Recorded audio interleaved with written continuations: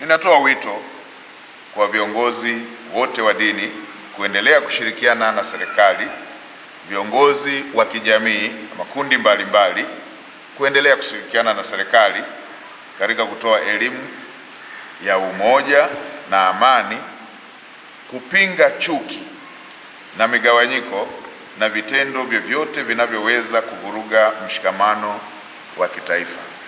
Mheshimiwa Baba Askofu, vita yeyote inayohusisha wenyewe kwa wenyewe haina mshindi, bali ina kupoteza wote.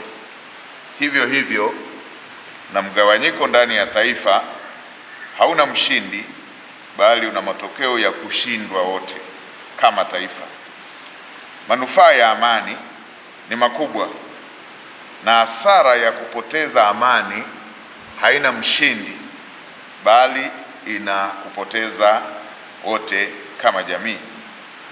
Manufaa ya amani ni makubwa na huleta maendeleo ya kiuchumi, huimarisha ustawi wa jamii na huwezesha kila mwananchi kushiriki kikamilifu katika kujenga taifa.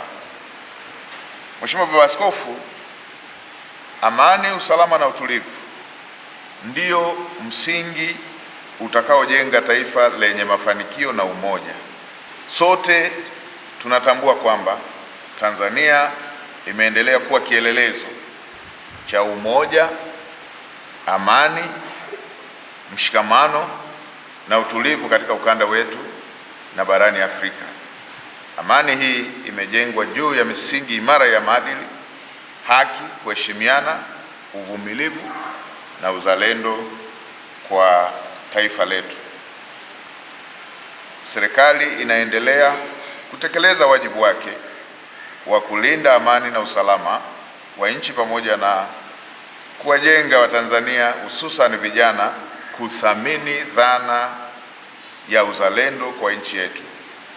Lakini muhimu kutambua kuwa amani ya kudumu haiwezi kujengwa na serikali peke yake, bali familia, jamii, taasisi za dini nazo zina nafasi ya kipekee katika kuimarisha misingi ya amani kupitia mafundisho ya maadili, upendo, haki na kuvumiliana.